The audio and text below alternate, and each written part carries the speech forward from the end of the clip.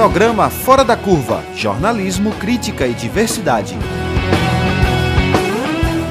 Quem fala aqui é Bruno Nogueira, eu sou professor no Departamento de Comunicação da Universidade Federal de Pernambuco. Hoje eu recebo aqui no estúdio Amirton, quase que não sai, Chagas, ele que é doutorando em Sistemas Integrados no Centro de Informática e coordenador do curso de Sistemas de Informação na Faculdade Integrada Barros Melo, ESO. E também o jornalista e mestre em comunicação, Caio Castro Melo. Bom dia, bem-vindos à bancada aqui do Fora da Curva. Bom dia, Bruno. É difícil a gente pensar hoje num dia a dia sem o celular, né? Saiu uma pesquisa recente da Fundação Getúlio Vargas que disse que só no Brasil hoje a gente tem cerca de 198 milhões de smartphones em uso. E é um número que cresce numa média de 20% por ano, né? E isso representa uma proporção quase de um aparelho por pessoa no Brasil, né? E todos os dias esses aparelhos eles passam a coletar todo tipo de informação possível sobre seus usuários, por mais cuidadoso que você acredite que esteja sendo no uso do aparelho.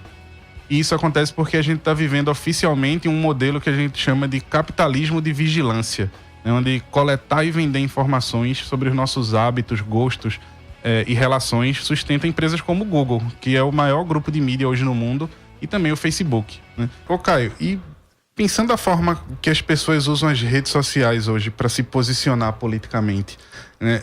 Você acha que um modelo como esse pode ter um impacto na nossa democracia, no uso de dados durante as eleições, por exemplo? Ô Bruno, eu acho isso extremamente preocupante. Assim, primeiro a gente tem que entender como funciona, né, a questão. Eu vou falar especificamente sobre o Facebook. A coleta de dados que é feita a partir do aplicativo para promover publicidade segmentada, ela é baseada no princípio de como as pessoas se relacionam. Então ele vai coletar curtidas, interesses e traçar um perfil de usuário para poder oferecer uma melhor experiência. Tanto uma melhor experiência na performance do aplicativo, quanto da publicidade que vai ser apresentada para essas pessoas. Esse perfil traçado pelo Facebook, sabe-se que ele é utilizado por uma série de empresas que são chamadas de empresas de Data Analytics.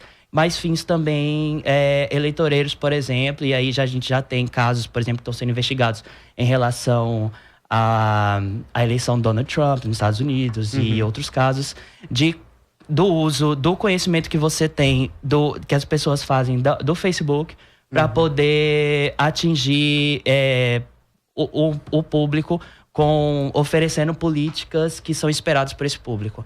Por exemplo, recentemente a gente teve o caso de um aplicativo, né, que muita gente estava utilizando, de ver como ficaria o rosto se você fosse do sexo oposto. E daí um pessoal foi fazer um levantamento em cima dos termos de uso, porque tudo, pelo próprio Marco Civil, que foi aprovado há alguns anos atrás, todos esses serviços são obrigados a ter um tipo de termos de uso, mas muitas vezes esses termos, como foi o caso desse aplicativozinho, eles têm cláusulas que podem ser um pouco perigosas, vamos dizer assim, porque elas dizem que vai poder compartilhar aquela sua informação com terceiros, com outras empresas, e você perde seu controle. Você perde o controle sobre a informação que é sua, é pessoal. Então você, enquanto usuário, você tem essa obrigação de dar uma lida naquele termo de uso, por mais chato que pareça ser, para você saber se aquilo ali tá naquele texto.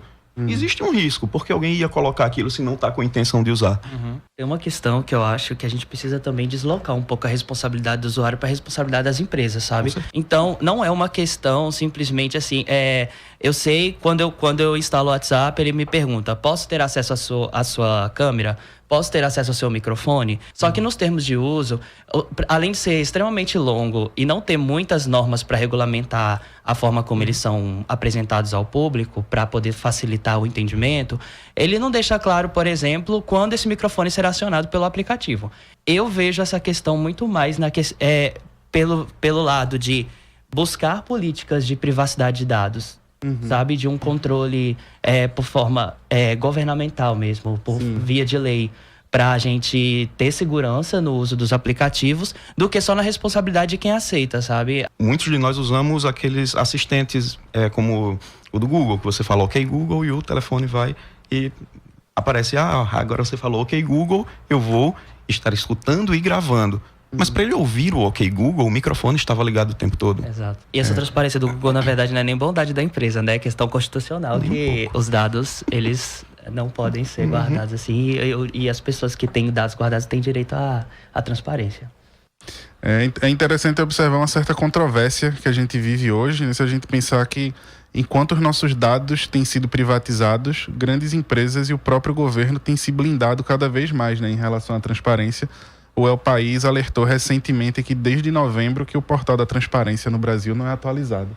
Vai muito naquela linha de como esse dado, quando a tecnologia é usada corretamente, ou quando ela tem o potencial, no caso de ser usada corretamente, a gente realmente tem uma forma de garantia, seja legal, que se a gente for depender só de moral e ética de determinados setores, fica um pouco complicado.